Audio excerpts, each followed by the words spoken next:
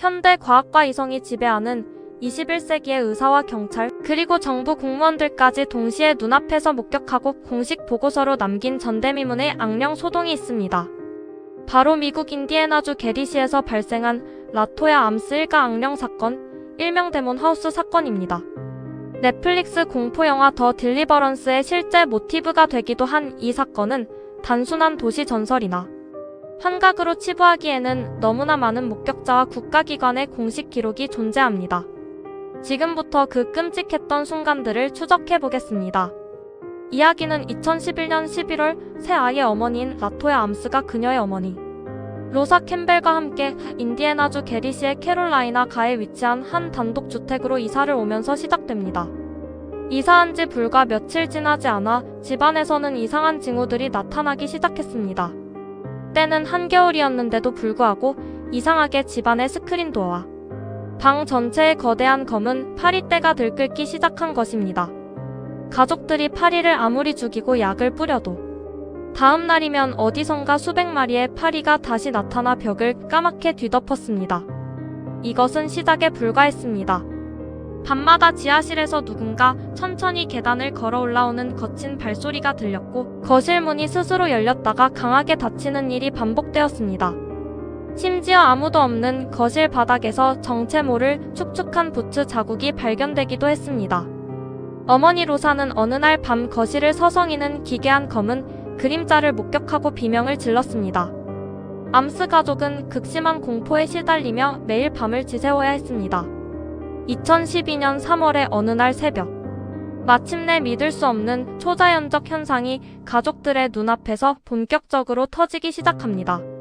잠을 자던 라토야의 12살 된 딸이 갑자기 허공으로 떠오르기 시작한 것입니다. 딸의 몸은 침대 위로 완전히 부유해 있었고 완전히 의식을 잃은 상태였습니다. 잠시 후 아이의 몸은 다시 침대로 내려왔지만 깨어난 딸은 자신이 공중에 떴다는 사실을 전혀 기억하지 못했습니다. 그날 이후 세 아이들의 상태는 급격히 악화되었습니다. 아이들의 눈동자가 뒤로 돌아가 흰자위만 보이기 시작했고 입에서는 어린아이의 목소리라고는 믿을 수 없는 짐승의 으르렁거림과 깊고 거친 남성의 목소리가 흘러나왔습니다. 아이들의 얼굴은 악마처럼 일그러진 미소를 지었고 7살짜리 막내 아들은 보이지 않는 힘에 의해 화장실 밖으로 내동댕이 쳐지기도 했습니다. 첫째 딸은 누군가 목을 조르는 것 같다며 고통을 호소했고 공포에 질린 암스 가족은 집을 버리고 호텔을 전전하며 도움을 요청할 곳을 찾아 헤맸습니다. 결국 암스 가족은 지역 병원을 찾아가 정신과 의사와 상담을 받게 됩니다. 하지만 병원에 도착한 아이들은 더욱 격렬하게 발작했습니다. 막내 아들은 의사 앞에서 완전히 다른 사람의 목소리로 저주를 퍼붓기 시작했고 성인 남성 5명이 매달려야 겨우 붙잡을 수 있을 정도로 초인적인 힘을 발휘했습니다. 이 기괴한 광경을 본 병원 측은 어머니 라토야가 정신질환을 앓고 있거나 아이들에게 연극을 강요하는 아동학대를 저지르고 있다고 의심하여 인디애나주 아동보호국에 신고를 접수했습니다. 이 신고로 인해 국가공무원인 아동보호국 조사관과 경찰들이 암스 가족의 사건에 개입하게 되면서 사건은 전혀 예상치 못한 방향으로 흘러가게 됩니다.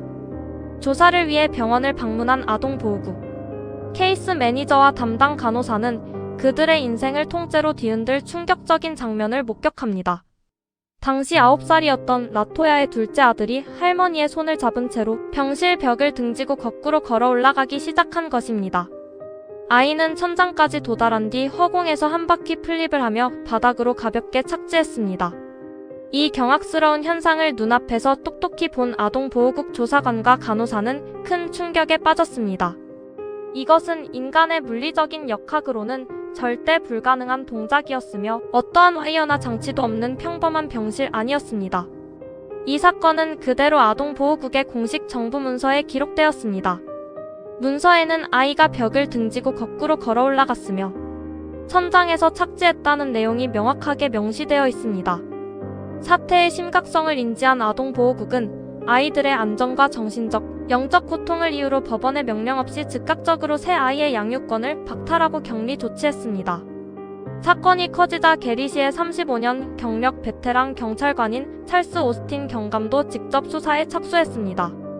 처음에는 전형적인 사기극이나 집단 환각일 것이라 확신했던 오스틴 경감은 암스 가족의 집을 방문한 후 완전히 독실한 초자연 현상 신봉자가 되었습니다. 경찰들이 비어있는 암스 가족의 집을 조사할 때 아무도 없는 집의 창문에서 하얀 사람 형태의 유령이 촬영되었습니다. 또한 경찰들이 집안 내부의 소리를 녹음한 오디오 파일에는 정체 모를 남성의 목소리로 헤이라고 속삭이는 소리가 선명하게 녹음되었습니다. 조사에 동행했던 사회복지사는 지하실 벽면에서 흘러내리는 정체 모를 기름진 액체를 만졌다가 손가락이 하얗게 마비되는 기이한 부상을 입기도 했습니다. 오스틴 경감은 수사 보고서에 이 집의 지하실이 지옥으로 통하는 문 같다고 기술했으며 자신 역시 이 집을 다녀온 이후 자동차 시스템이 오작동하고 알 수 없는 위협을 느끼는 등 악령의 저주를 경험했다고 고백했습니다.